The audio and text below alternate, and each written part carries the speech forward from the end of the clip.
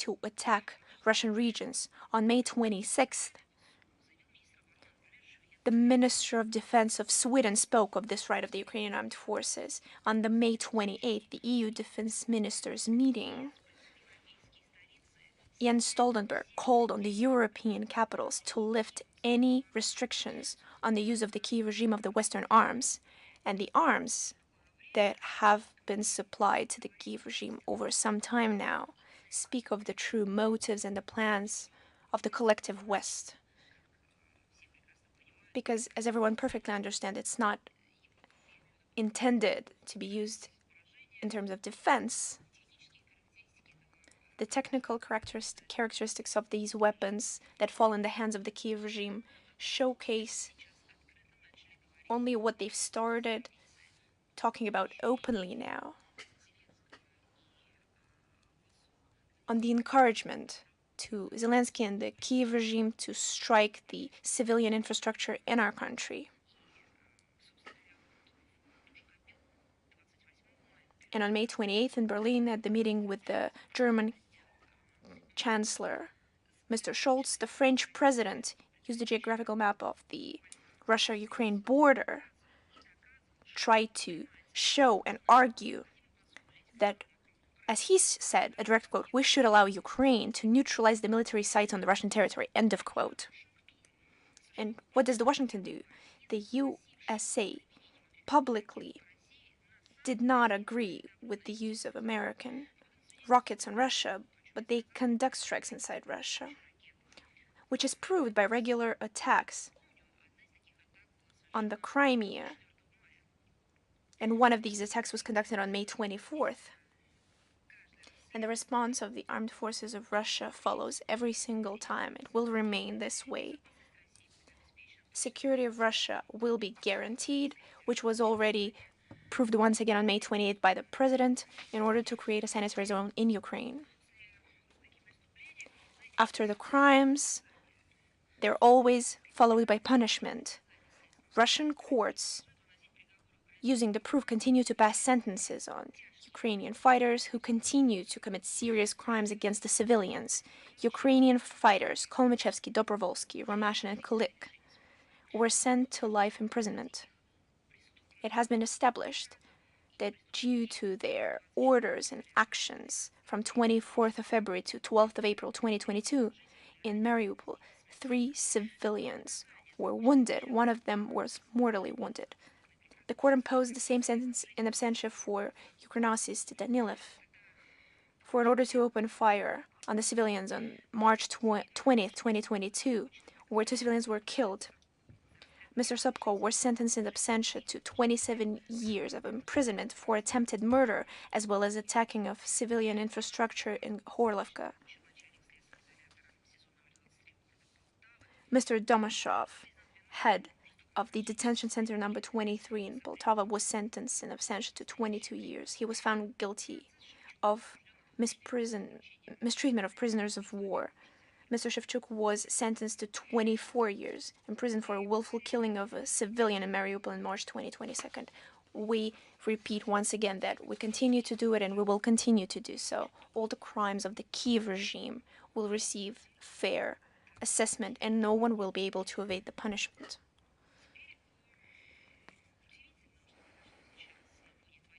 And as for the astonishing events that are currently taking place at the Ukrainian territory committed by the Kiev regime, we paid attention to the decision of the Kiev court to dismiss what previously was a high-profile case on the dispersal of protesters on the Maidan, which happened from November 30th to the 1st of December, the so-called Berkut case. And the court set the record straight by admitting 9 years later that the Berkut Special Police Forces are acted according to law. They were acquitted on all charges, including their arrested property that was released. And it was on that fateful night that produced the phrase, that coined the phrase, "They are children," as well as heinous lies and the deep fakes of the beatings by the inhuman Berkut officers, which was used as a pretext by the collective Western states to lay the responsibility on Russia for what is taking place in Ukraine. Do you remember how we spoke that they spoke that this was inspired by Russia, together with those made-up crimes of Berkut? And of course, they were trying to prepare the ground to later on bring together the people in Ukraine, to bring them against each other, using this inspired pretext and to turn it into a civil war. The pretext that was used as a trigger to aggressive political campaign against Ukrainian law enforcement agency proved to be fake. Even the corrupt justice system of the so-called main Democrat of Ukraine, Mr. Zelensky, was helpless in the face of truth. It was impossible to hide. There were no documental facts that would testify against the Berkut, and it did not appear in the 9 years. We would like to hope that sooner or later we will find out who was behind the sniper's crime, behind the sniper's case, who gave those orders to shoot in the Kyiv center in those tragic days of February 2014. The sniper shootings in Maidan served as the mechanism or the button that was pressed by the European Union and NATO and the collective West as a whole in order to legitimize the unlawful powers who came to power in Kyiv. And as you know, they reference those shootings by snipers. The Westerners used that when they were speaking about the ex-powers in Ukraine, President Yanukovych, the administration, saying they lost that legitimacy, using the start of shooting as an excuse. And when Russia and many experts, political experts, journalists, and other official figures who dare to ask the question, who was shooting, who gave the order, we received no answers because the Westerners said they have a 100% legitimate information that the shots were fired from the legitimate powers, and this crosses any existing borders. This crosses any lines, which is why they recognize as the legitimate powers those who came to power during Maidan, Yatsenuk and the company. And the Westerners, of course, insisted on an investigation which would reveal the true instigators of those shootings and the snipers who carried out shootings against civilians in Maidan. And how many years have passed since 2014? No one was found. No one was brought to justice. Nothing was established.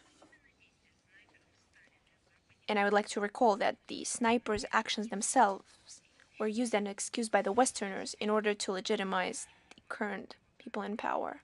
All they were missing was a provocation, and now they got it. At the same time, we understand that the current Kyiv regime, under the fake legitimacy, makes it clear that they will no longer even play democracy. I'm sure that the office of the President of Ukraine will try to eradicate dissent. But we will speak on that and on the Berkut case later on. Now for the important date, June 7th.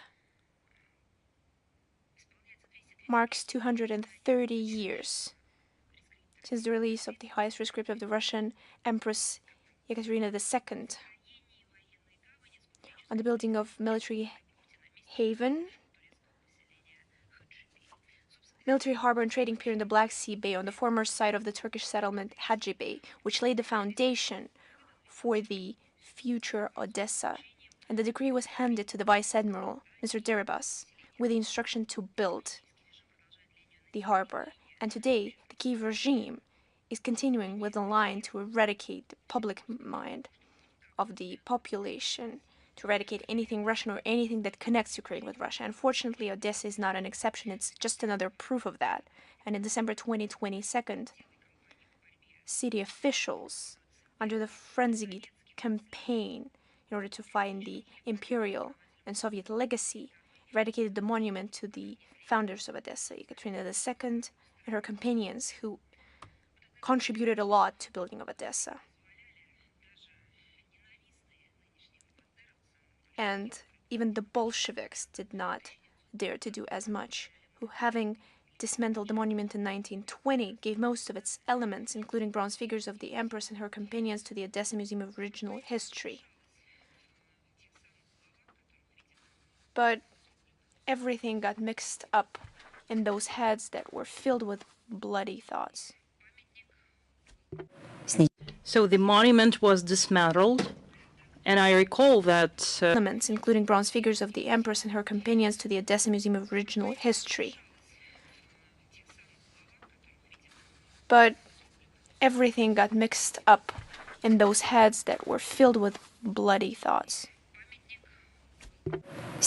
So the monument was dismantled, and I recall that after this monument was dismantled for the first time in 1920, these elements were preserved by the Bolsheviks, and they were used for the reconstruction of the monument in the early 2000s.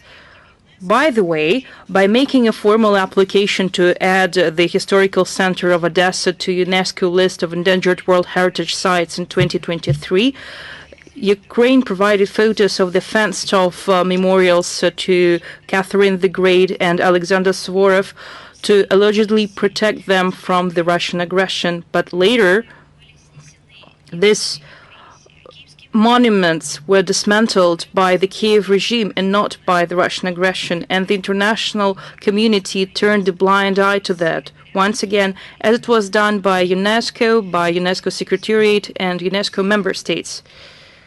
They didn't give a proper response, and we're sure that the day will come when the historical justice would prevail and Odessa will be free and will get rid of everyone who is trying to make the Odessans to forget their glorious past of their favorite city, as well as military feat and hard work.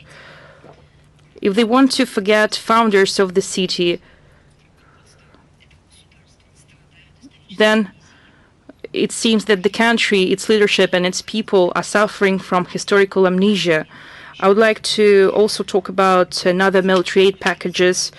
Zelensky is walking around Europe with an extended hand. On 27th, 28th of May, he visited Madrid, Brussels, and Lisbon, where he signed bilateral security agreements. I recall that similar, and what's important, legally void documents were signed, so to say, with the United Kingdom, Canada, Germany, France, Italy, Denmark, and other countries. One of its main provisions of such so-called documents is that the Western countries reaffirm their commitment to continue to provide the armed forces of Ukraine with military assistance. Spain pledged $1.2 billion in military aid, which will include Patriot anti-ballistic missile systems and Leopard tanks. Only a sixth of these weapons will be provided from the arsenal, and other parts of it will be ordered from the Spanish military industrial complex. Belgium intends to spend in 2024 $1 billion, and it's going to transfer 30 F-16 fighters until 2028. It's quite an important information that is important for countries that are invited to the peace conference in Switzerland. What kind of peace conference we're talking about when NATO countries have long-standing plans to supply its weapons to Ukraine? Portugal cannot boast such scale of spending and hardly scrape together $130 million. Europeans follow the suit of the United States by stimulating at the expense of Ukraine the development of their military industries. However, their combined potential cannot and will not change the situation on the battlefield to Ukraine's benefit. And the Jens Stoltenberg statement on May 27th, which I quote, is 99% of the military support provided to Ukraine is provided by NATO allies, but what we have provided is not enough, is clear confirmation to that. After mobilization law was adopted and after it entered into force, Ukraine is running out of weapons, of money, and now Ukraine is running out of people who are able to fight. Local mass media write about the problem with mobilization and mobilized soldiers themselves. Out of 100% of persons who received conscription notices in Lviv, only 2% of people go to enlistment offices. The same situation is observed in many parts of Ukraine. The same percentage of people mobilized by enlistment officers are eligible for military service. On May 24th, the press service of the General Staff of Ukraine informed that its size will be reduced by 60% and the laid-off soldiers will be sent to the battlefield. At this rate, there will be no one to send NATO weapons. At the same time, in various regions of Ukraine, there are increasing number of cases when residents resist to the forced and violent recruitment actions. Enlistment officers and other manhunters are getting beaten. They are not allowed to enter villages. They are getting people away from the hands of enlistment officers who are paid by NATO countries. There is growing frustration with class inequality and the desire of authorities to enlist the poorest parts of population. It might result into the organization of the new Maidan, and we understand that the new Kiev regime is apparently afraid of new protests and activities and events, and that's why it is sending people to the trenches and to the battlefields. They are sending people to death so that their people wouldn't be able to fight these occupation authorities that is still holding power on the Bankova Street. And that is also one of the reasons why the Ukrainian court acquitted Berkut. Again, it's in line with their mentality. Another area of Western mindset regarding Ukraine. We have received confirmed information from Ukraine that France is planning to deploy its troops in Ukraine. We have provided this information on April 3rd at our briefing. Despite the attempts of France to disguise the participation of its professional soldiers in the conflict, the Kiev regime deliberately promotes it in order to express and to show the wide international support that it enjoys. On May 27th, the Commander-in-Chief of the Armed Forces of Ukraine, Syrsky, welcomed the initiative of Paris to send instructors to Ukraine in order to train Ukrainian soldiers, and he announced that they signed documents to allow French soldiers to access training centers of the Armed Forces of Ukraine. I think it is time for the French authorities to comment on them and not to hide behind words. Technically, these instructors are necessary to train soldiers how to control and guide Scalp missiles, the so-called long-range autonomous cruise missile system, general purpose. Other types of weapons require the help of Western instructors, and they have been present in Ukraine for a long period of time. The Office of the President of Ukraine has realized a long time ago that the Ukrainian warmongers are unable to reverse the situation on the front line on their own. That's why Kiev is trying to drag NATO countries into direct confrontation with Russia. Apart from France, the ideas on the possible deployment of military contingents were made by Poland and Baltic countries. it shows that their initial plans regarding Ukraine have totally failed, and they are trying to understand how they should develop this campaign. They are afraid to tell the truth to the Ukrainians, that the Ukrainians have become hostages and victims to the reckless scheme of NATO led by the United States. These facts and many others have confirmed that the objectives of the special military operation to denazify and demilitarize of Ukraine and to eliminate threats emanating from its territory hold true, and these objectives will be fulfilled, as I've said many times. And now the human rights situation in Ukraine. It sounds contradictory, but we have to use this phrase to gather facts and to analyze them, to provide legal assessment in the future, because international legal assessment can be given today in the political dimension, but in terms of legal dimension and in terms of the punishment of crimes, this information is being collected for the future prosecution process. Yesterday, we have published another report on our website on the human rights situation in Ukraine. It was prepared by our ministry. We know that over the past years, the human rights situation in Ukraine has relentlessly degraded, and the current situation in this area is so critical that it will become clear to any independently thinking person that Kiev authorities that are outright Nazis, they commit countless numbers of gross violations and systematic violations of human rights in all areas of public life. At the same time, there is an apparent and complete failure of the authorities to create the appearance of the efforts to address the backlog of serious issues and to bring to justice all those responsible for committing so many crimes, including one of the atrocious ones when people were burnt alive in the house of trade unions in Odessa in 2014. We see that the civil society, including children, are violently killed, how the civilian infrastructure is being destroyed, how acts of terrorism are carried out against civilians. We have repeatedly noted that neo-Nazism in Ukraine, including aggressive propaganda of this ideology, falsification of history of the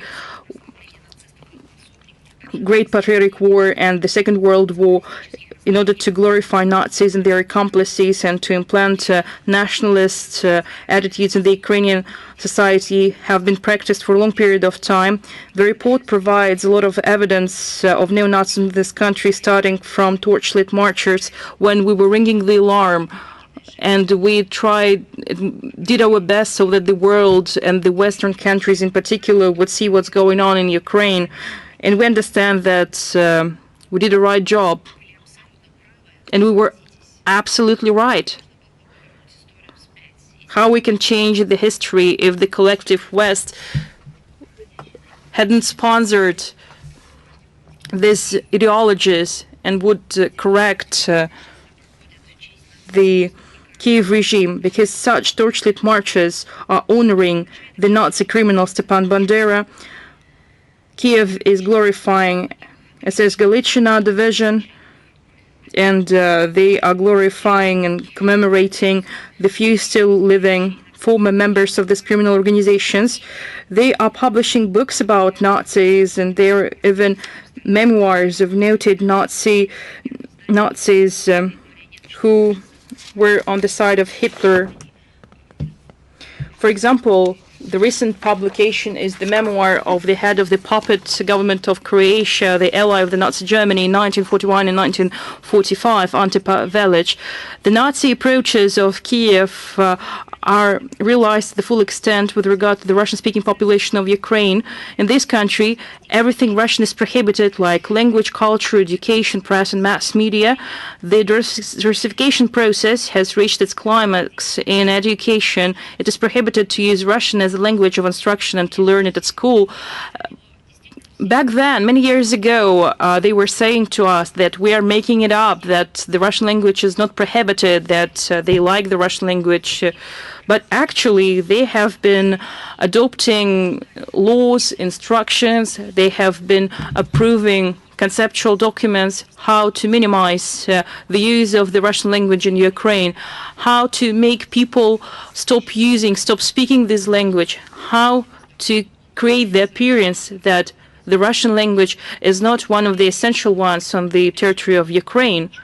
Well, who wants to see the situation will see that, but many prefer again to turn the blind eye to the situation. But we see again that we were right in our assessments.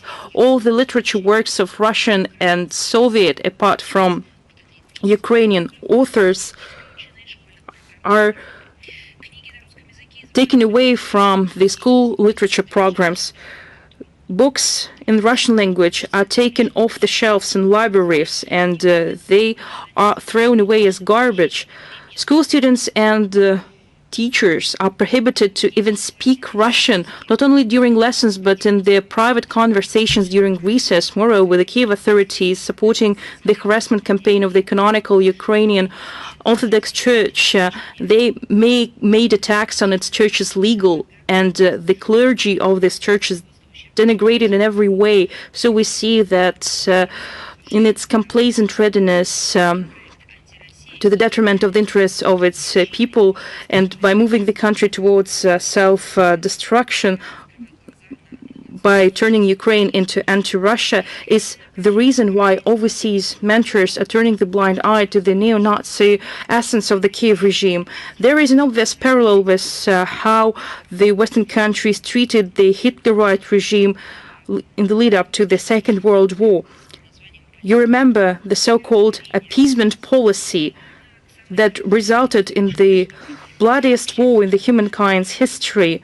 Luckily for the present generation, this war has ended with the victory of the anti-Hitler coalition, and the fact that such disasters shouldn't reoccur in the future has become a fundamental principle of the UN Charter. Another country where Western countries are carrying out their awful experiments, Moldova.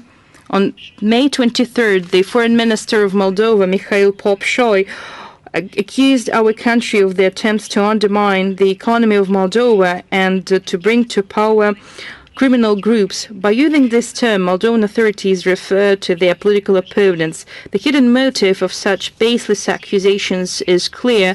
They are trying to make Russia responsible for their failed economic policy, to justify rampant corruption and lawlessness practiced by the Moldovan authorities.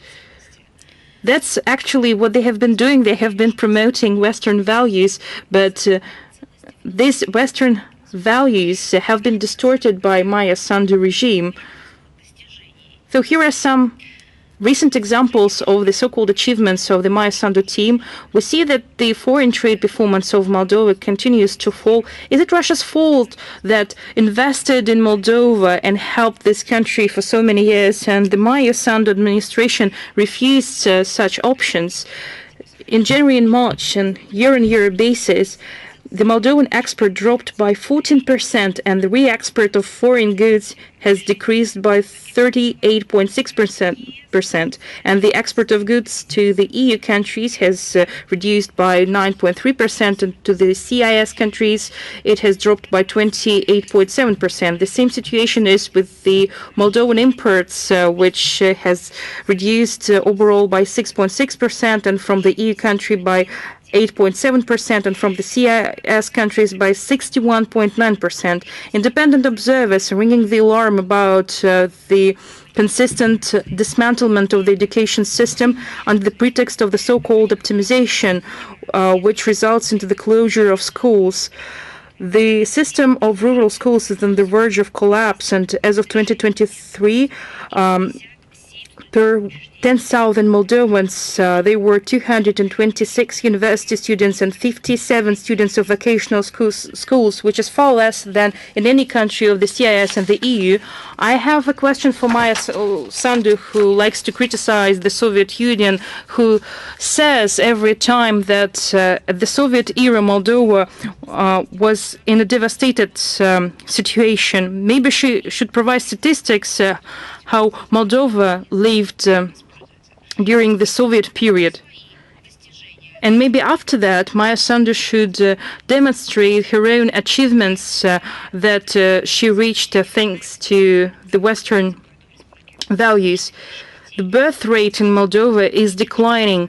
In 2023, there were 24,000 new babies, which is 11% less than in 2022. It's not caused by conflicts or war. It is caused by Maya Sandu policy. Militarization is gaining ground, and Moldova is getting closer to NATO in 2024.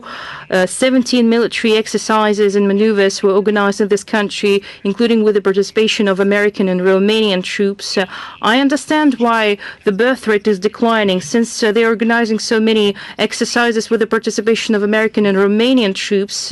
Moldovan man has no time to make babies because they are participating in exercises.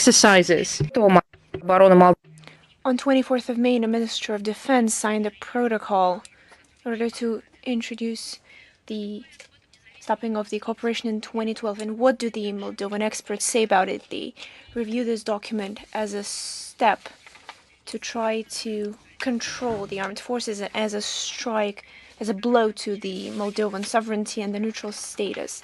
We've drawn attention numerous times to the shameful practices of hours-long searches in the Chisinau airport. And on May 28th, this happened toward the leader of the opposing party, Chance, Alexei Lungu, who returned from Moscow after participating in the International Forum BRICS 2024. And the search procedure is applied even to those who wish to fly from Chisinau to Russia. And on May 23rd, youth activists from Moldova were supposed to leave for Moscow in order to participate in cultural humanitarian program, Get to Know Russia. And they were exposed to a security check, and they missed their flight. Such politics causes annoyance among the population, and Moldovans understand that the main reason for serious issues in the country is the incompetence of authorities who don't believe in their country, or trying to harm the country, and the so-called harmful actions of Russia have nothing to do with it. When the authorities deny the population their rights to the language, to their history, trying to impose whatever they want, trying to eradicate anything that was established with the generation. This is the true reason for the suffering.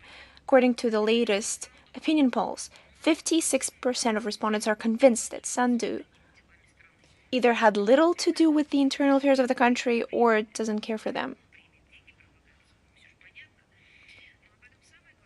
And the main part is if Sandu openly stated that she is the Romanian citizen and she's the handler, and the government is built of the same people. There's no Moldovan language. There's only place for Romanian language. And as we found out from the statements of the Sandu regime representatives, they even questioned the nationality of Moldovans, and they prefer the Romanians. Almost 50% of respondents believe that under the rule of the Party of Action and Solidarity from 2021 to 2024, the economic situation in the country has worsened and the poverty is rising. As the Moldovan politologists point out, the Sandu team, even with the help of political engineers, didn't perfect the art of throwing in random facts, and she's just a failed student. As for the Western, on the May 27th, the Western The European Union used a new sanction regime against Russia by using the human rights violations, repressions of civil society, and democratic opposition.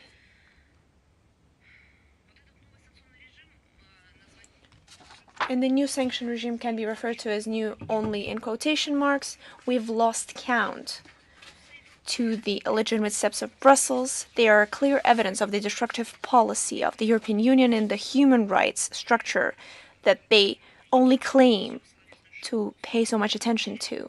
And if we put aside their empty words, they're trying to build an openly discriminatory mechanism in order to punish citizens of Russia for the sheer striving to live in a country free from foreign influence, uphold their national interests, speak Russian, and be the citizens who love their country. We view these sanctions as a flagrant violation of the international law, including the principle of non-interference in the internal affairs of sovereign states. This is an apparent manifestation of neo-colonial approaches, using the human rights institution in order to solve their narrow, selfish tasks leads to nothing but to the instrumentalization of the fight of those countries who don't serve their interests. It turns international relations into a dictate of right democracies, and Russia is consequently fighting the efforts to manipulate the human rights theme to serve political interests, which is why it is regularly subjected to the punishing measures of the collective Brussels. It has nothing to do with a concern for human rights or the real situation in human rights. Whether it be our country or anywhere else, the sanction politics of the EU has nothing to do with that. We would like to draw your attention that the new sanctions are undertaken ahead of the upcoming elections to the European Parliament planned for June 6th to 9th, since it is predicted that the positions will be strengthened of the nationally oriented political powers. Euro bureaucrats had nothing better in mind than to shift the focus from real social economical problems in the EU countries to the Russian subject. They already conducted search in order to detect so-called Russian influence in the European Union countries. We reject the efforts of the EU leadership to use the Russian theme as a dirty means in their election campaigns in order to denigrate and get rid of political opponents and repressions towards the alternating mass media opinions. It is astonishing that in the flourishing EU garden, as Borrell claimed, they don't notice the most obvious facts, the self-revealing Russophobia and the consolidation of our society who understands the real goals of European Union and the West as a whole, and none of these escapades could waver our resolve to act based on national interests, ensuring the security and real protection of the rights of our citizens. And among these things, who bring nothing new, but who introduce real measures and who hit the European Union countries. Recently, in Poland, they announced their decision to restrict Russian diplomats' free movement in the country. Russian diplomats in Poland suffer so much pressure and dehumanization. I can't even name them all. Just remember what they did to our ambassador, Mr. Andreev, who tried to lay flowers to the monument of the Second World War, or our Great Patriotic War. You remember what this overseen by the NATO powers group of people did to him. If someone thinks that this is not enough, no. Once again, the elections to the European Parliament are coming. And then a lot is at stake. Interests of the collective Brussels, which is why they need to activate the Russophobic theme with search warrants, with anti-Russian human rights sanction regimes, and of course lay all the responsibility on Russian diplomats. On May 28th, Russian embassy in Warsaw received a note from the Ministry of Foreign Affairs of Poland, which introduces the restrictions on the diplomats' free movement in the country. Starting from June 1st, they advised that we give advance notice to the Ministry of Foreign Affairs of Poland of intention of the employees of the Embassy of Russia in Warsaw, as well as the Gdansk and Krakow and Poznan, to leave the Polish provinces where the Russian foreign missions are in power, stating last names, dates, purpose of the travel, the means of transport, and their route of travel. And of course, there is an exception to the ambassador of Russia in Poland, general councils, and the head of the council. There are no explanations for the measures, but they connect this to the so-called hybrid war. Why is it so-called hybrid war? Because apparently Russia is conducting this hybrid war against Poland, which is ridiculous. Because Poland is supplying Kiev regime with military equipment, is taking charge of anything that is Zelensky conducting against Russia. But apparently Russia is the one conducting hybrid war against Poland. These absurd accusations are of no surprise to us anymore. They only make us laugh. And of course, they stimulate us to come up with response measures. This is not the first step of the Polish authorities aimed at making the work of Russian diplomats as difficult as possible. Polish side over the last years is trying to come up with issues for our embassy, including freezing of assets, withdrawing the means, and mass sending back of our employees. And they're creating obstacles in solving a number of issues. As you know, Russia will take responsive measures against the Polish embassy in Moscow, the General Consulate in Irkutsk, Kaliningrad, and St. Petersburg. So what did Warsaw do with their actions? The only thing they did, they will only create new obstacles for their colleagues or the Polish diplomats who are working in Russia. Once again, I guess they just needed it for the main anti-Russian backdrop ahead of the elections. On the 22nd of May, the Council of Ministers of the Republic of Belarus adopted a decree to deliver humanitarian aid in order to help the flood-affected regions of Russia, and we thank our Belarusian friends for their help, for the attention that was paid to our citizens who found themselves in a very difficult situation. And we see that as a sign of fraternal relations and of the unity of our people. We cherish our allied relations, and we're convinced that the Belarusian aid will reach anyone in need, and that it will be felt, and it will help us to restore any regions that were affected. On May 24th,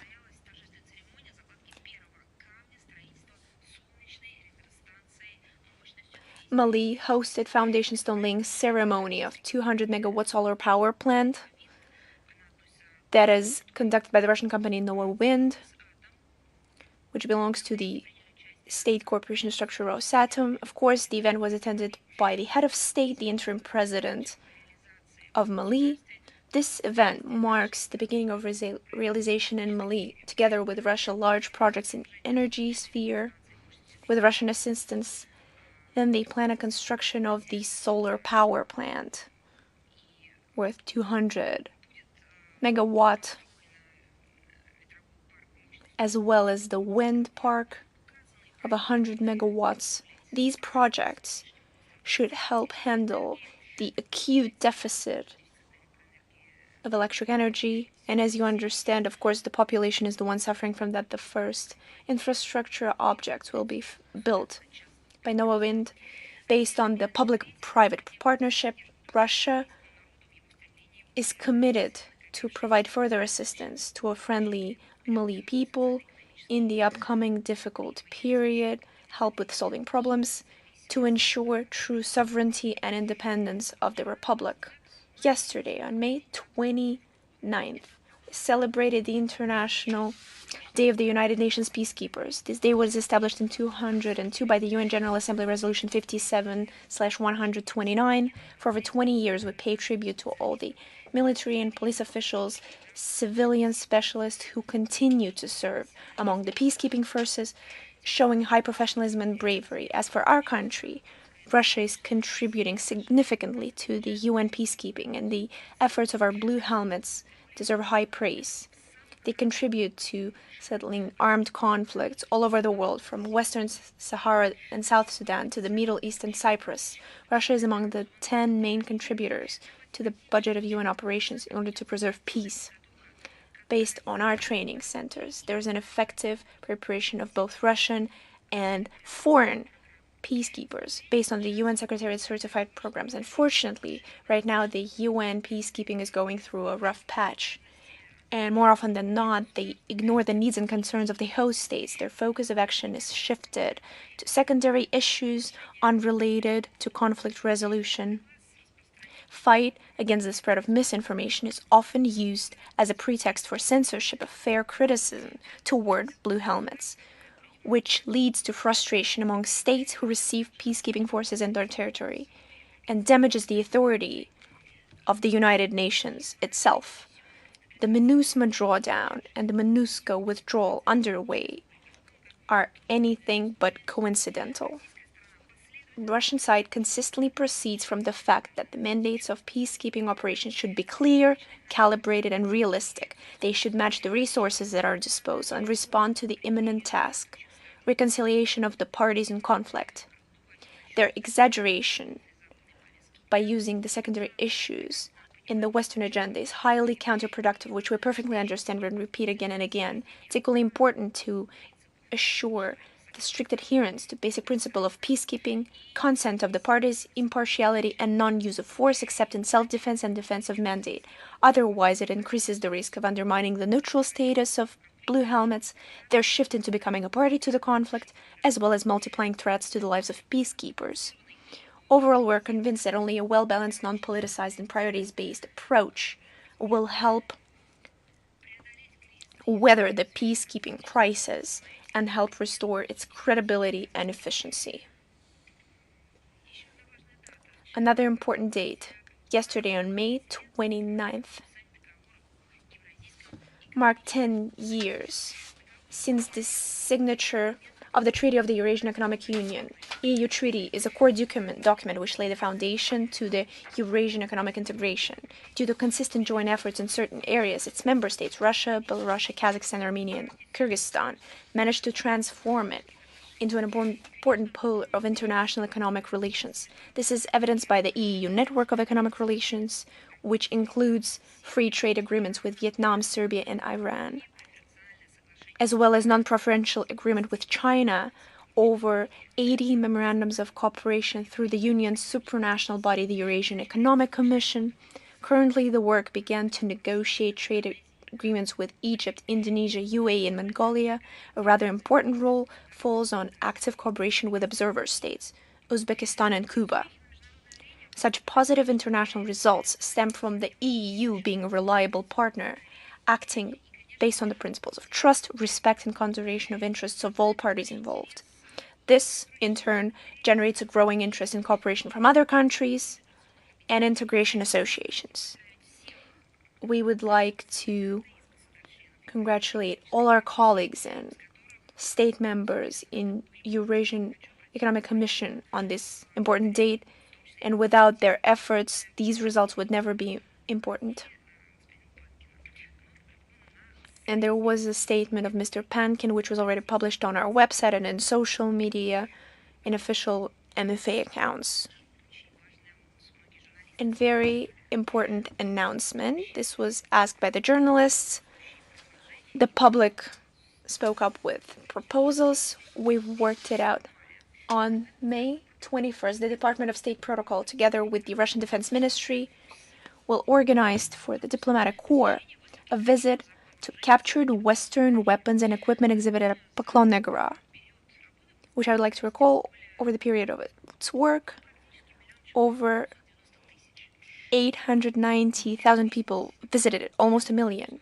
Diplomats can see firsthand much vaunted NATO equipment, including the German tank Leopard 2 and American Abrams, that were struck by the military personnel of Russian armed forces. The exhibits evidently debunk the myth of the superiority and high combat power of Western models of weapons, dozens of which are destroyed during the special military operation.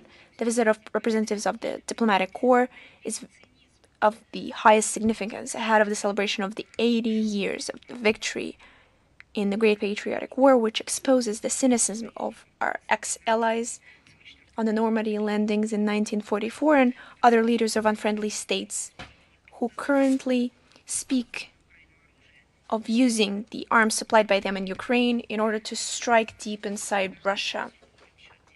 But as for the exhibit in Normandy, we'll speak on that later on. On June 1st,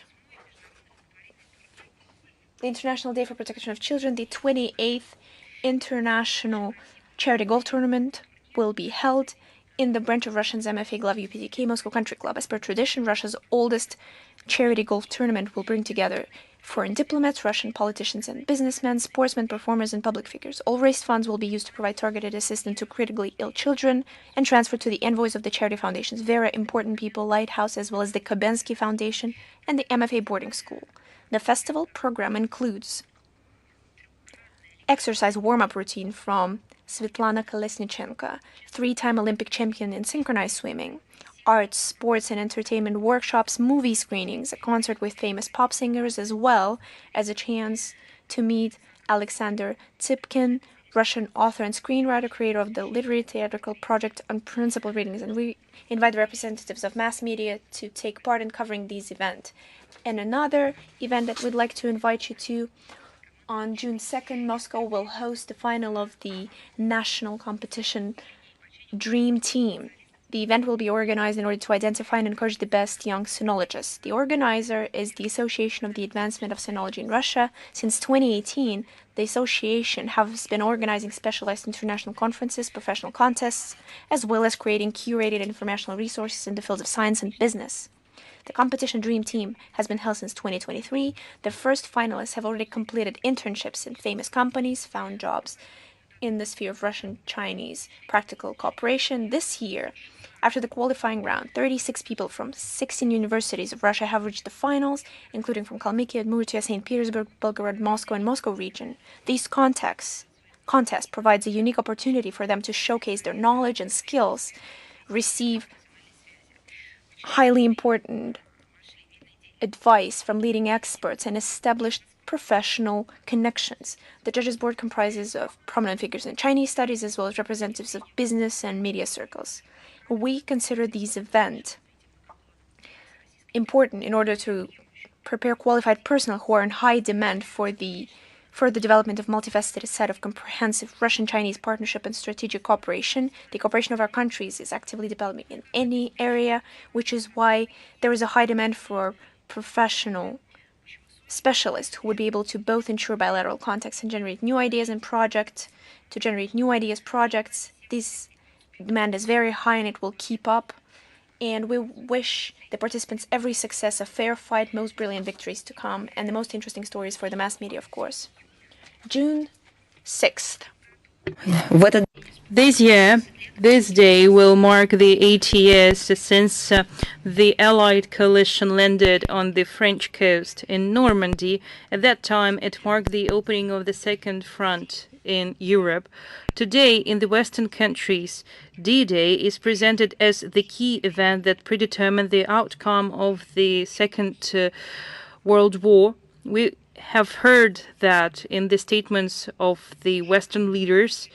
It's just enough to mention the megalomaniac statements of the U.S. leadership and their closest allies that could claim that they have saved Europe and the world from fascism. Such position is held by a strong part of the politically engaged Western historical community, and we see that at the instigation of Western authorities, such approaches are reflected in school textbooks, and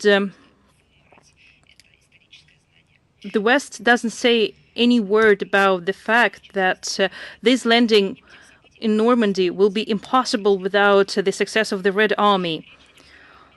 I'm talking about methodological, blasphemous attempts to implant in the mindset of the post-war generations in the West, whose populations have been brainwashed for years, but in the Eastern Europe and in the former Soviet republics, the ideas that highlight the decisive contribution of the Allies in the defeat of the Third Reich and ignore the genuine liberating role of the Red Army. They cynically silenced the fact that the Great Britain and the United States of America have been postponing under various pretexts the opening of the second front line. They were waiting for the outcome of the deadly battle between the Red Army and Wehrmacht for 3 years. One-on-one, the Soviet Union called on allies to start fighting on the European continent. With the heavy conditions of the first month of the Great Patriotic War, the issue of opening the second front was extremely important for Moscow, and the Soviet leadership for the first time used this phrase on September 3rd, 1941, in its letter to Winston Churchill by calling it to open the second front on the Balkans or in France. However, under various mischievous pretexts, Britain and then the United States postponed the landing of their forces, and they have taken the wait-and-see approach. The Red Army has stopped on its own the advancement of the German troops near Moscow in autumn 1941 and in 1942 when the Battle of Stalingrad erupted, and in summer 1943 when the Battle of Kursk has been determining the outcome of the entire war. As a result, in June 1944, with the start of active military operations of the heroic Red Army on the European territory, the outcome of the war has already been predetermined. The Soviet leadership, however, commended the landing of the Allied forces in Normandy in June 1944. The Red Army, by carrying out its Allied duty, from its part deployed a major offensive along the entire Eastern Front. During the Bagration operation, the enemy was thrown back to the west by 550 and 600 kilometers, and the Wehrmacht lost 916,000 people in 1944. Thanks to the effective actions, the Soviet command has entirely crushed the army group center of the Wehrmacht, and the most favorable conditions were created for the Allied forces to move towards the Western theater of operation. The Red Army soldiers have sustained a lot of losses when they liberated European countries. For example, in Czechoslovakia, the defense of Nazis was so strong that so many people were killed. 3 million of Red Army soldiers were wounded or went missing. In 1944 and 1945, the Red Army has completely or partially liberated territories of 10 European countries. We wouldn't mind if the countries of Central or Eastern Europe were liberated by the Western countries. That would save lives of our soldiers who died in 1944 and 1945. We're talking about millions of deaths of the Red Army soldiers. They would be alive and they would come back to their families. But they died outside the Soviet Union by liberating Europe from Nazism. They were waiting for the help of their allies. That's why London and Washington should have opened the second front much earlier, and they should have been ready for the millions of losses from their side. As we commemorate the 80th anniversary of the Normandy landings, we bow our heads to pay respect to those fallen in the battles with the Hitlerites. But we weren't allowed to belittle, to downplay, or to bury into oblivion the act of heroism of our ancestors and those who firmly press their case for the genuine liberation of Western European countries from the totalitarian dictatorship, unlike their brothers in Central and Eastern Europe, where the Nazi occupation was replaced by the Soviet one. We would like to recall about the scale of assistance that was provided by the Soviet Union while it was facing devastation and difficult post-war situation. We regularly provide information about that and statistical data. In its memoirs, the Marshal of Victory, Georgy Zhukov, paid homage to the dedication of the Allied forces, but he didn't exaggerate the significance of the Second Front. He noted that the help of the Allies helped to the Red Army and to the military industry, but it shouldn't be assigned a greater role than it was in reality. I will go back to the events that will be organized at the St. Petersburg International Economic Forum by our ministry on June 7th in the morning. We are going to organize an offline briefing, and we will provide an opportunity for journalists to take part online in this briefing.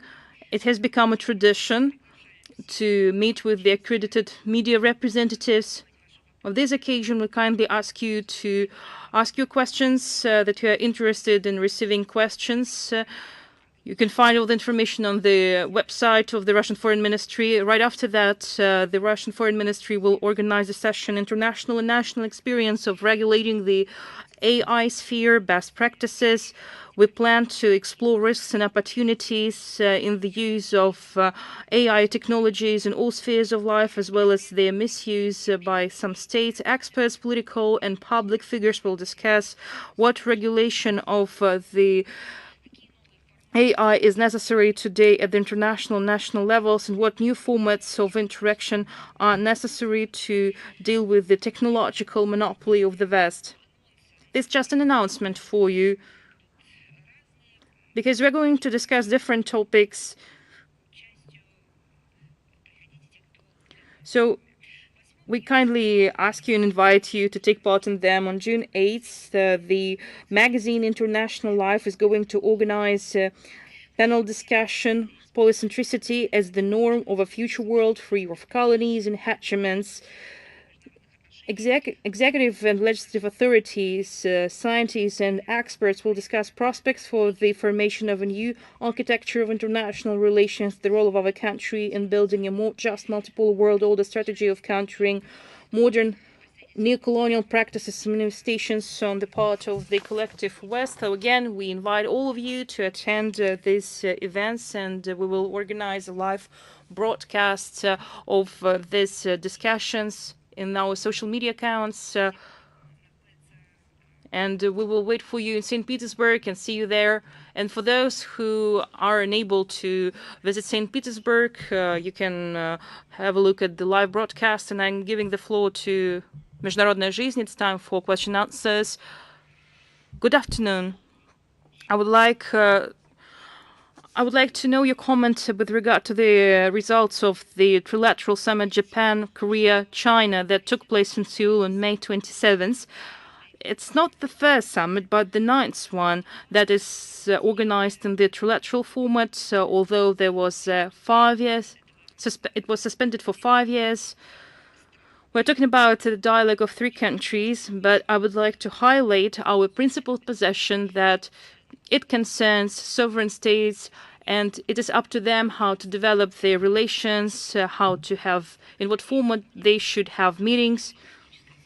And we support the development of their practical cooperations in the spirit of good neighborliness that would contribute to security, stability, and prosperity of the Northeastern Asia. We welcome such intentions. At the same time, we view the attempts of some overseas allies of the United States to politicize this process and to add extra regional issues to the trilateral agenda, including situation in Ukraine, as incompatible with the goals of such format. In the Chinese language, there is quite an interesting phrase,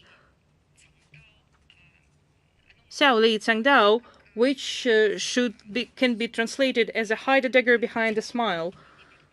I think it's quite suitable to the actions of Japan and the Republic of Korea that are taking part in the narrow selective military and diplomatic clubs in the Asia-Pacific region curated by Washington.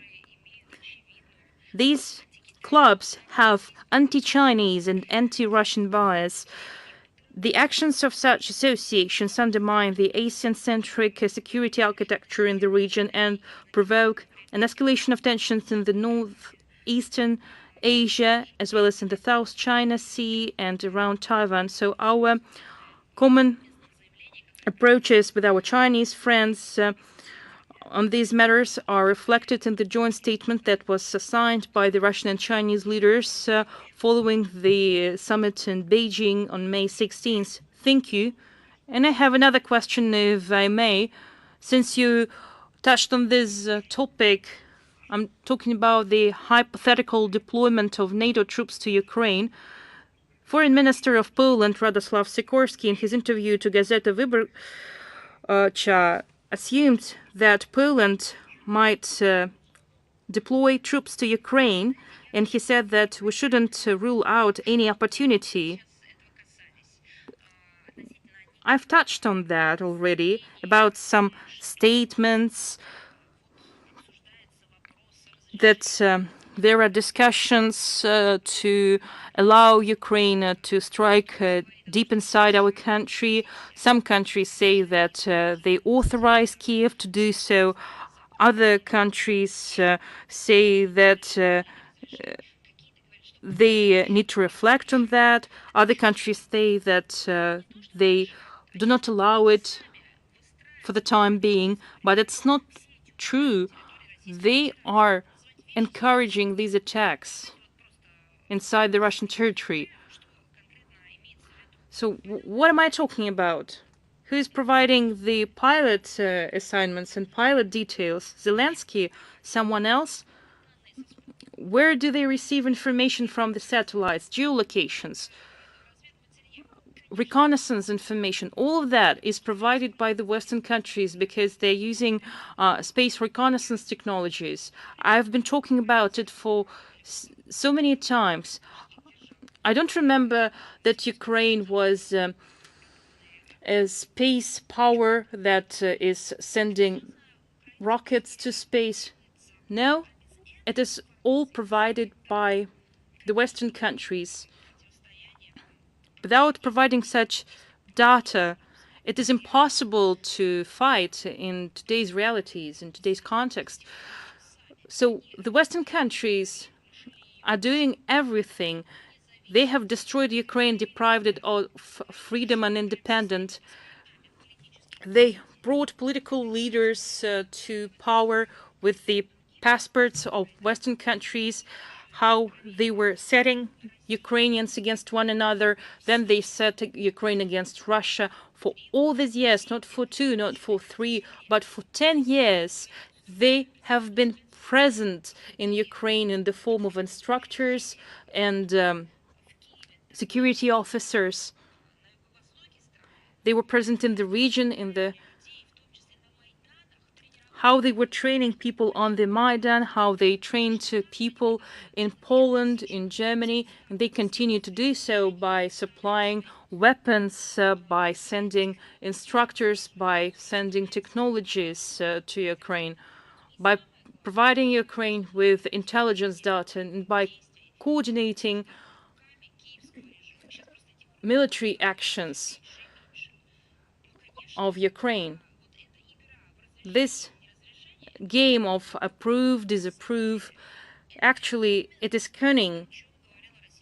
That's what the Russian leadership has been talking about for years. It's a hybrid warfare that is being waged by the collective West, led by the United States and the Anglo-Saxon, that is waged against our country through Ukraine.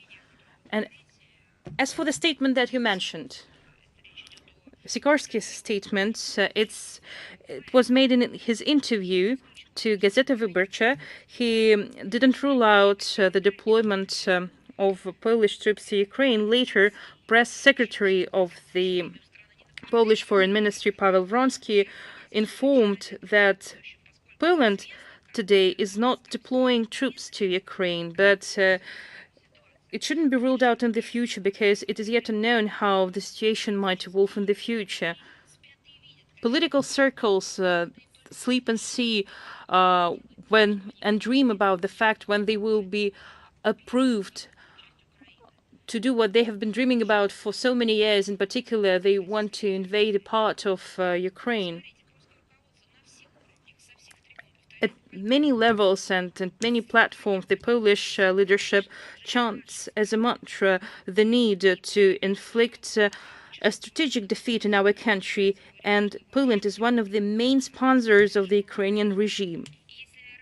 And if earlier Warsaw believed that Ukraine could obtain victory on its own, but now their forecasts changed.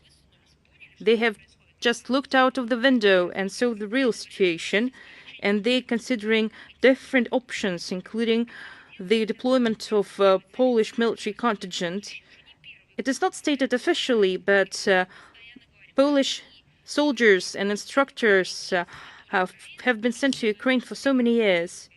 As Azov battalion was training in the Baltic countries and in Poland.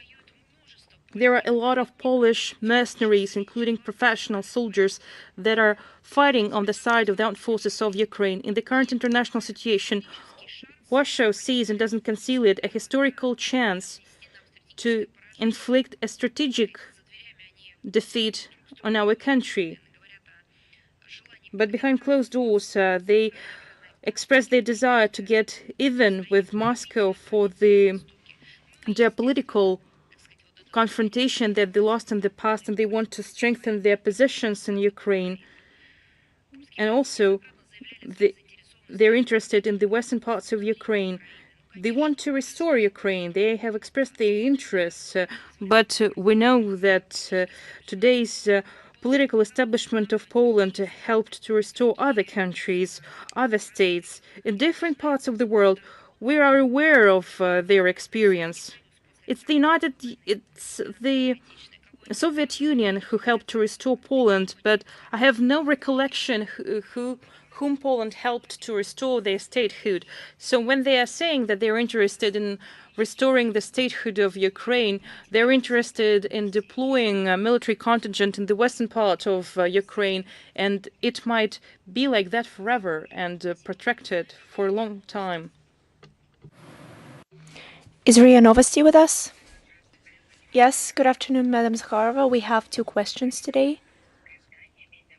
Recently, a French edition Mediapart stated that France is training the military personnel of Ukrainian armed forces who pursue the radical opinions. How can you comment? Why do you provide quotes from French editions? Well, we've already spoken about it before. This edition is quite infamous. It focuses on different investigations, but I would like to point out the materials about the neo-Nazist ideology of the military of the 3rd Storm Brigade of Ukrainian Armed Forces, who are training in the Lac Routine training camp in the New Aquitania. But these materials have been circulating in other mass media because these are the proven facts of the Azov legacy representatives, but of the Hitler greetings or any fascist symbols. And French military and the French army cannot be unaware of this. We presented images, we spread the materials among the international organizations. Our Minister Lavrov, presented giant piles of documents during the negotiations with the representatives of the West. So it's surprising that the Western journalists are surprised by it. Of course, it's better late than never, but perhaps it should be done more rigorously. Over the years, we've spoken about it at length. We have been exposing the truth.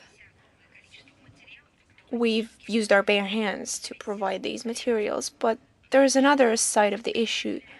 The neo-Nazis' nature reflects not only in the symbols or the greetings or the tattoos. This has been established long before, just as the marches. But they also proclaim they're heroes, they are teachers, collaborationists, and first of all, it reflects in their desire to eradicate any kind of foreign thinking, even based on the ethnic and confessional thinking, the Russian language that the Kiev regime is trying to fight so hard, and the entire society of so-called experts, political experts, who were supposed to provide the base for the local authorities to pessimicize the Russian language and to legitimize the discrimination of the Russian language. This attitude to Russians and inhumane attitude to the role of peoples who live in Ukraine. They see them as a threat to the country. They're trying to shift the history to eradicate monuments, trying to shift the heroism towards new anti-heroes, so on and so forth. And of course, it can be seen in mass year-long physical repercussions. Even the Orthodox Church is being persecuted, and there's a punishing war in Donbass. They're murdering civilians, they're torturing military hostages, and they're targeting the civilian infrastructure in Russian towns and villages. And the same acts of the Nazis in the first 30 years of the 20th century, all this is reincarnating in the Kiev regime nowadays. We can only wish to the journalists of the French newspapers to have more confidence, to open new doors in their investigations and to keep going with it. We would like to believe that it's possible, but we're trying to have a realistic approach that it will continue to stay this way, that perhaps someone will try to search these same editions, perhaps to have a strong talk. And Paris perfectly understands who supports, who supplies, and trains the Kiev regime. But we also see that one of the mottos of the West is any means is as good as necessary against Russia. And the terrorists of the Kiev regime care nothing but inflicting a strategic defeat on Russia. And in 1938, the so-called West Democrats tried to collude with Munich and with German Nazis, trying to send them against our countries. And it was not a peaceful protest against the Nazis and against the Hitler, but they were trying to send it against the Soviet Union, and right now they're using Ukro-Nazis, once again trying to inflict a strategic defeat on us that Napoleon dreamed about, then Hitler and now the collective West as a whole dreams about it, but they will not succeed. 80 years ago, we liberated ourselves from the Nazism and liberated Europe from it.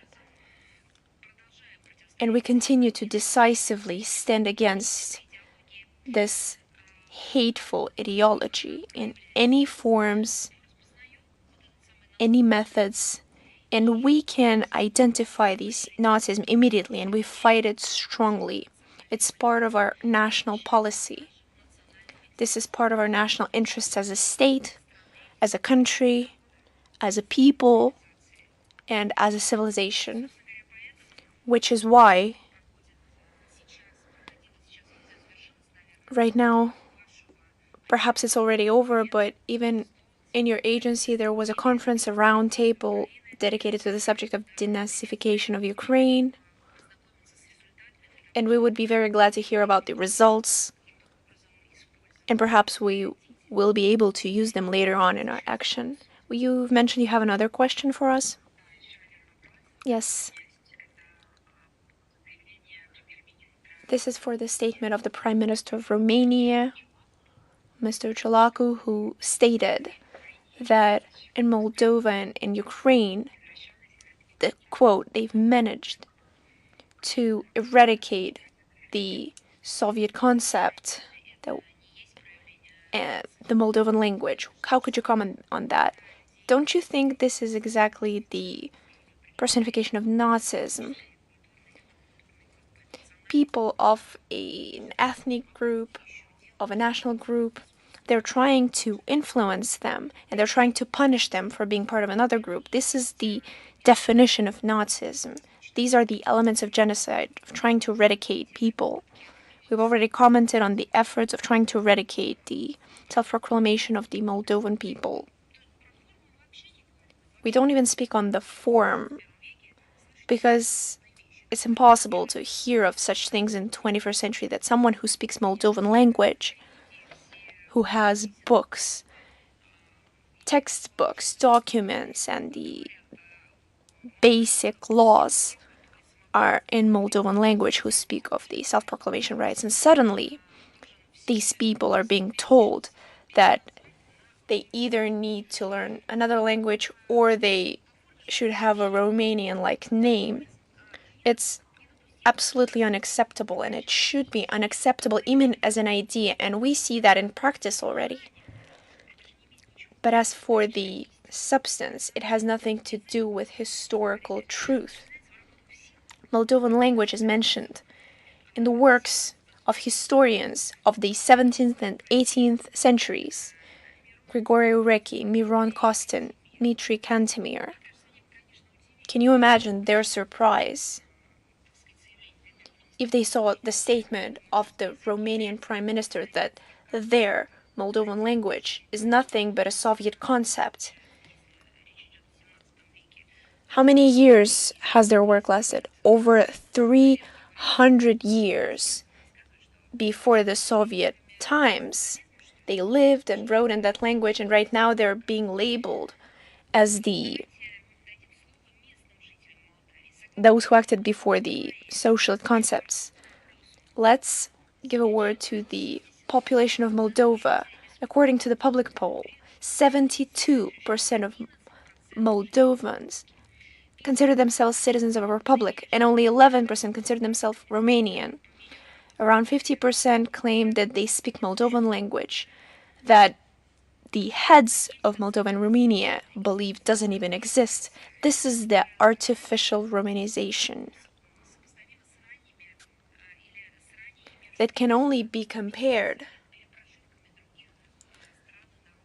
to different efforts of people to rewrite history by trying to force the change in a cultural code that was practiced by Nazis as well.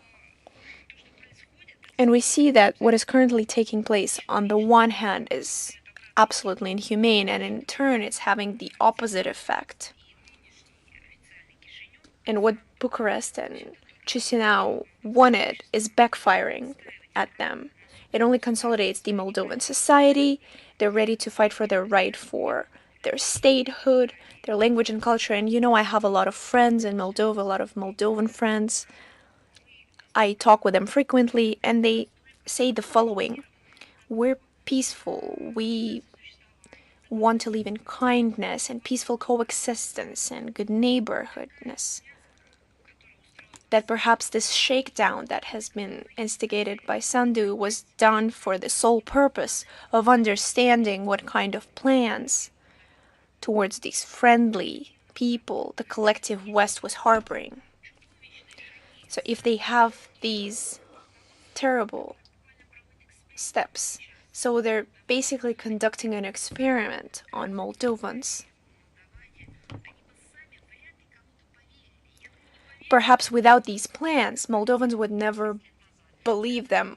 5-6 years ago, they would consider it a conspiracy theory, but right now, unfortunately, they're witnessing firsthand these surrealist, postmodern, and they're living through this practice, not just an idea.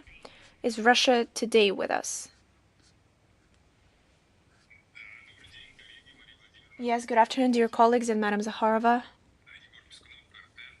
Igor Perskunov, RT. Of course, I recognize you. I would like to thank you for such a substantive presentation. You've already mentioned Sweden and the recent statements from there as for the possible attacks against the Russian territory. How could you comment the situation with the denial of the press service of the armed forces of Sweden of the words of the head, Mikael Budin, on the presence of the military threat to Gotland from Russia? You know, when you see it in the news feed, my first reaction was, oh my god, is that the sequel to Harry Potter? Because it seems unreal. It's as if they're speaking about fairy tale characters. They're horrifying news. And then, as I've paid closer attention, no, there is such a person, Mikael Budin, who believed that Gotland is facing a threat, and of course it has to come from Russia.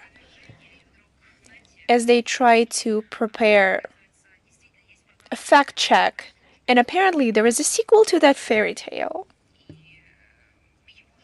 Because the press service, his own press service of the armed forces of Sweden, who provided a fact check and denied the words of their own chief, who proved not only his own words to be false, but even the NATO statements. Because the NATO General Secretary and the Admiral Mr. Bauer repeatedly spoke of the lack of the threat of Russian attack against the NATO countries. So perhaps something ricocheted against his head and he got some kind of idea. We can only analyze his words and statements. They're trying to build a mythology, to build new concepts on how to demonize Russia for different reasons. Sometimes they need to adopt a military budget. Sometimes without holding referendum, they need to introduce a country and accept it as a NATO member, the country that used to believe it was neutral. And a lot of people in Sweden still wish to keep that neutral status. Or perhaps it is dictated by the electoral cycles in Brussels. There are polished statements towards Russian diplomats, search warrants, search operations in different countries that also have their claws deep in the European Parliament. And of course, it all falls in the same category. Perhaps he tried a little too hard somewhere, or perhaps there was the reaction from the Swedish population, or perhaps these are the ideas that the NATO chiefs need at the moment. This isn't the first time, and we've heard such statements from the Northern Europe more than once, and then they were proven to be false. Because such statements demands facts, demands evidence that proves that it's true. So of course, as there were no such facts, they're later proven to be false. And this is the same kind of idea that submarines or air guns were coming to surface, and we've seen different things.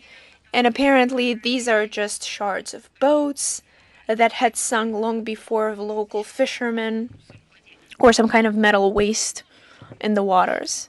So there's a lot of noise, just a short statement denying those words. So this is nothing but an information campaign that is the collective West tries to use ahead of the European Parliament elections. And everything points towards that. If that's all, is the Chinese Media Corporation with us? Yes, good afternoon, Madam Zahara. We have 2 questions. The press answer published a report on the human rights violation in the United States of America. First is the pretext, violations of civil rights, fight of racism, growing social injustices, violations of child and women rights, rights of migrants, the humanitarian crisis, and the American hegemony. How do you assess this report? What do you think of the adherence or the non-adherence to the human rights in the US? I try not to think about the adherence to the human rights in the United States of America because these are destructive thoughts if you think about what is going on there. But of course, during our work, we have to talk about it. As for the Beijing's efforts, then Moscow welcomes these efforts. As for unveiling the real situation of human rights in the United States of America, the situation deteriorates with every year, which is evidenced by numerous reports of the State Council of the Chinese Republic, by numbers, by facts. And of course, official mass media don't dare to do it, but we can still see the real image of what is going on. And the situation causes a great concern among the international community. It remains in the center of the critics of profile international structures, non-governmental organizations, where they're allowed to do it, of course. Where after such criticism, the United States don't impose sanctions or don't include these experts in the stop lists, where anyone who dared to present facts. As for ourselves, we studied the report, and these problems with human rights truly poses obstacles to the efforts of the international community to truly preserve human rights and ensure the freedoms of everyone. And some of these problems were published in April in the report of the Ministry of Foreign Affairs of Russia on the situation of human rights in the United States of America. And Washington claims to try to preserve the principle of universal human rights and freedoms, and they try to play the part of the pioneer of human rights on the international arena while fully ignoring the existing problems in their own country, which fully contradicts their ambitions in their area. United States interfere with internal affairs of other states under the pretext of solving the human rights situation, but in reality, they're only contributing to the self-destruction of numerous states, which we've also mentioned numerous times. And the situation in Ukraine is one of the clearest examples of that, proving this. Holding various military operations on the territory of European countries, creation, and by the way of secret prisons, flying prisons, rigid migration policy, illogical migration policy that contradicts to law, to statements, that is chaotic in terms of implementations, violations of human rights. See the duality of U.S. standards to human rights, as well as its approach to international law in general. Uncontrollable power in the world. The United States can act in those areas where they know they won't be fought back. They feel that they are allowed to do everything. That's what their exceptionalism is about. They're using information, financial resources, and mechanisms. U.S. authorities are actively using the tactic of waging a proxy war against, for example, our country and our people. They are pressuring NATO allies to make similar decisions to help Kiev. They are using human rights mechanisms, and they create a negative image of our country, negative image of our allies and partners at the global stage. One of the major issues to countering challenges that today's international community is facing with in terms of human rights is the use of double standards by Washington in evaluating any situation or phenomena. There is a lack, even the absence of double standards. Today, the United States are dispersing protests, pro-Palestinian protests. go against all the statements of State Department, which calls on other countries to give an opportunity to civilians to express their will and to exercise their freedom of expression. Such approach is hypocritically being used by the United States to intervene in domestic affairs of other states. The facts are showing that the United States have been violating fundamental human rights and freedoms in the Middle East. They have caused irreparable damage and irretrievable losses to countries and to peoples. The nature of the American hegemonism, their policy, might is right, makes their understanding of democracy a watered down and illogical concept, that it contradicts universal values, that is aimed at building rules-based world order that serves the narrow interests of Washington. Their commitment to the distorted understanding of sovereignty and their distorted understanding of UN Charter principles, which is non-interference in domestic affairs. That's what makes other countries to be disillusioned with Western values, because these very same values have caused a lot of problems for so many countries. We believe that actions from Washington, like waging wars, mass killings of civilians, setting civilizations against one another, imprisonments, tortures, violations of international law are unacceptable.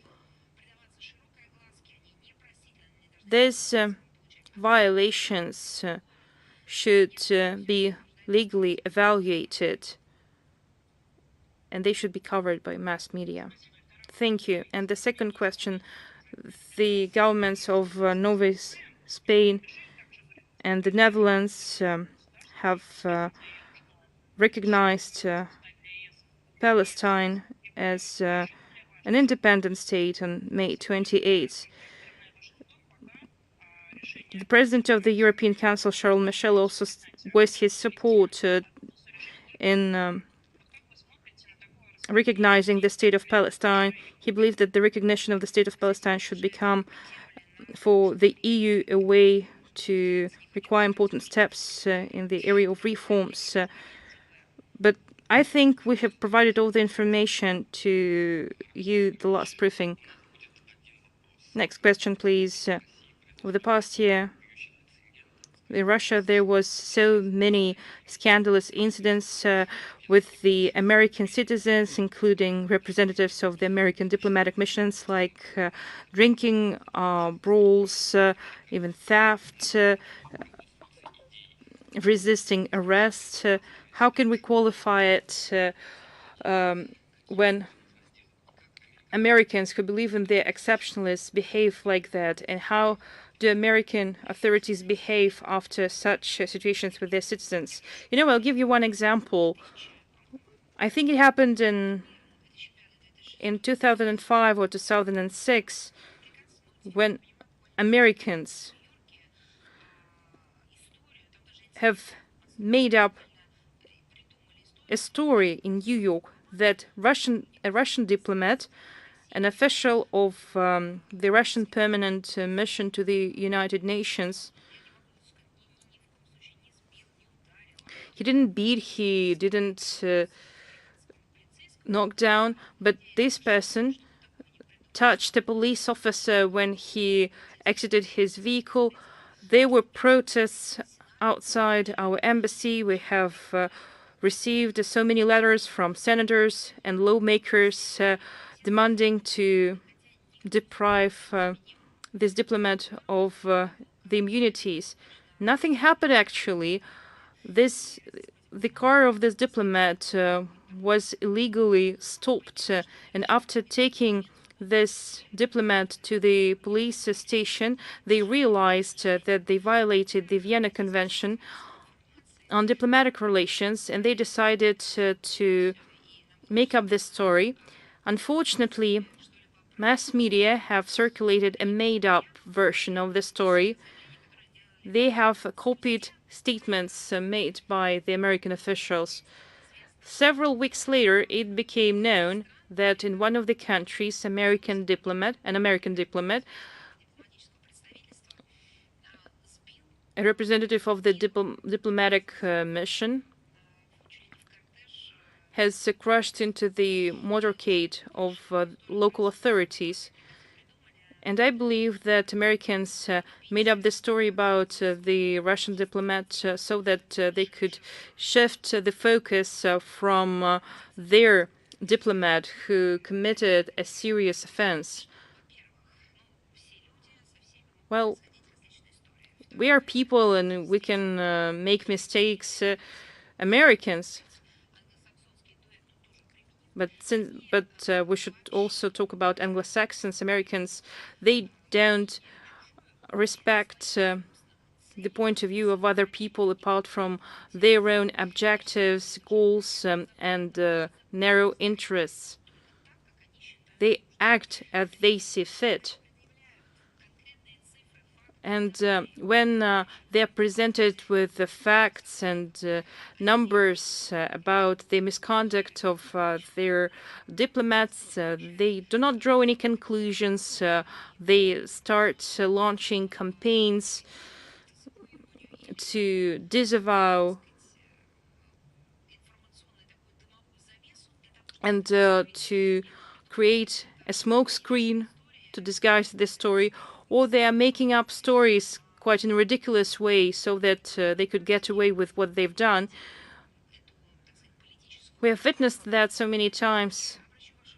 We understand that it is beneficial to them, but the statistics, as for the arrest of foreigners, if they commit offenses in our country, it is up to the Ministry of Interior. We remember that in 2021, an American diplomat, he stole a part of the railway infrastructure. And there was another story when another American diplomat stole personal belongings of another person. I understand that there are different situations. Again, we're all people. Different things might happen, and when you are present and when you're working in another state, so many things might happen to you if you're a diplomat. But you might become a victim of circumstances. You might become a victim of your own problems. But the question is how you respond to that. You might admit your faults, respect the law, and observe the Vienna Convention, or you can disrespect everything that I've mentioned, and they call this because you believe that you're exceptional. Thank you. Do you have any more questions? No? Okay. Reuter, please. Hello, Ms. Zakharova. We have two questions for you. The first is the statement of the Deputy National Security Advisor Dalip Singh. He stated in the Tuesday's evening that Washington and his partners are ready to use sanctions and export control instruments to hinder the trade between China and Russia in goods and technologies that present a threat to the security of the United States and their NATO allies. He also threatened to take measures against what Americans call a shadow fleet that is shipping oil in order to evade oil price cap. What's the opinion of the Russian Foreign Ministry of these statements, and what Russia should do to prevent U.S. interference in Russia-China relations? We can qualify it in different ways. It depends on the tactics, goals, objectives, what steps are taken by the collective West. They are not alone in their actions. They are trying to make their allies to act in the same way. in particular NATO allies. We view it as an interference in trade and economic ties between two sovereign states. They are also trying to compensate their economic failures. They are trying to make up for what they missed, for the areas where they are lagging behind because of that illegitimate tactics that they're using. Again, we can qualify it as a trade war, as a part of the hybrid warfare launched against our country and other countries. We could call it as a deterrence policy and a policy to inflict a strategic defeat in our country. There are so many words and phrases how we can call it. So we have no problems with terminology, but the whole world is facing problems with the disruption of economic and commercial ties. We believe that US sanctions will result in the fact that the international community will stop using the Western logistical infrastructure. The use of unilateral, illegitimate sanctions against our country won't make our country to renounce mutually beneficial cooperation with China that observes to the full extent international law. Actually, it is applicable to all countries that are ready to develop cooperation with our country. But since you mentioned China, I've mentioned China. As for the functioning of world energy markets, we condemn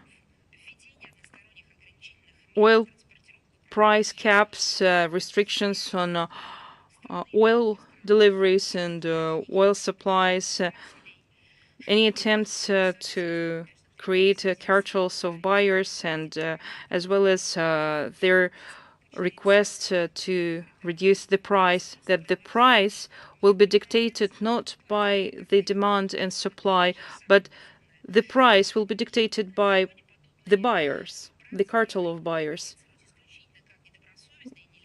Such unfair and illegitimate practices have a negative effect on the international energy cooperations that have been brewing for years. It makes energy resources more expensive, and it leads to the degradation of the global security system, including the energy security, and responsible actors of international relations have to counteract such measures. We are ready to work with like-minded countries in bilateral and multilateral formats. Since, well, I've noted today the Eurasian Economic Union, the countries of the global south are happy to work with us, and they have to take into account the current realities, and therefore the United States are saying that they are going to go extra mile to prevent Russia from developing cooperation. They are ready to create competitive advantages for them, and they are ready to push Russia out of the market. What we're going to do, Russia is consistent in its actions. We are ready to maintain the global energy security for the interests of developing states on a basis of international law and mutual respect. And now we have to disavow the lies of global leaders that Russia is not supplying the adequate amount of energy resources to the Western markets. That's official London just said. It's not true. We're supplying energy resources to those who are ready to work with us and who are ready to make agreements with us with regard to the price of supplies. We haven't stopped any supplies for political motives. For us, these are market relations These are relations of mutually acceptable trade and economic interaction, benefit, financial and economic benefit. And the West has tried to get rid of that. It tried to control it. And after it failed, it just get rid of the opportunity to acquire our energy resources. I'm referring to the European Union that has become a victim of the US policy in this direction. We have been developing sustained contacts and ties. We have been developing the relevant infrastructure, but we have heard that the United States called on the European partners not to acquire Russian energy resources, not to develop interaction, not to build and develop the corresponding projects. And after they failed to discourage the EU and to intimidate the EU, so let's say directly, they detonated Nord Stream 1 and Nord Stream 2. These are the statements that were made by Joe Biden and Victoria Nuland that give evidence to that. Investigation is underway. The countries of Northern Europe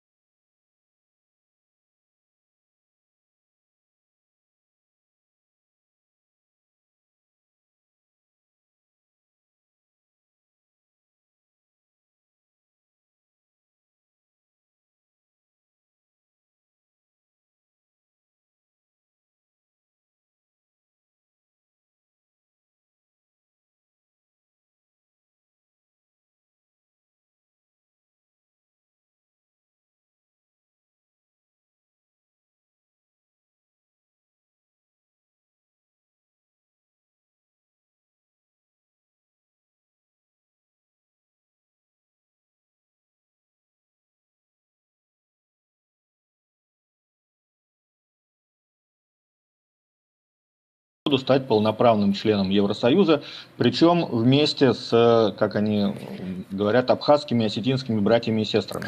Ну, я не Вот буду как оценивать цитировать. это? Да, я не буду цитировать заявление Министерства иностранных дел Абхазии и Южной Осетии, вы о них все знаете. Я начну с ключевой фразы, которая делает просто ненужным ответ на дальнейшие аспекты, заложенные в ваш вопрос. Дело в том, что в Европейском Союзе нет полноправных членов.